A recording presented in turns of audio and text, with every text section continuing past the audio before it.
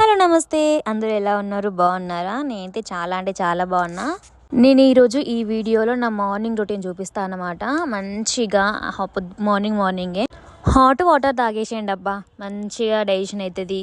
దానివల్ల ఎంతో కొంత వెయిట్ లాస్ కూడా అవుతారు.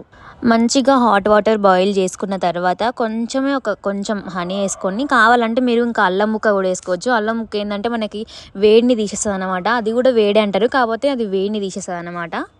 హాట్ వాటర్ తాగిన తర్వాత మంచిగా ఫ్రెష్ అయిపోయి ఒక టెంపుల్కి వెళ్ళి, హనుమాన్ టెంపుల్కి వెళ్ళి వచ్చేసిన.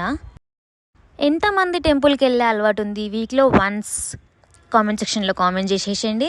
అండ్ అక్కడే రామకోటి రాపిస్తున్నాడు అన్నమాట. ఒక అంకుల్ అందరికీ ఇట్లాంటి స్లిప్స్ ఇచ్చి, ఒక సైడ్ రామ అండ్ ఇంకొక సైడ్ శివ అని రాపించినాడు అనమాట.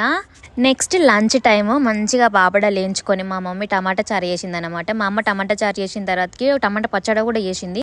మంచిగా ఇంట్లో ఉన్న కర్రీస్ అన్నీ వేసుకొని తినేసిన. అబ్బా మంచిగా గుమ్మిన, డైట్ లేదు ఏం లేదు. కర్రీస్ మాత్రం చాలా అంటే చాలా బాగున్నాయి. టమాటా చారు అన్న తర్వాత ఎవరైనా తినకుండా ఉంటారా? పప్పు చారులు, టమాటా చారులు ఇవే కావాలి కదా మనకి.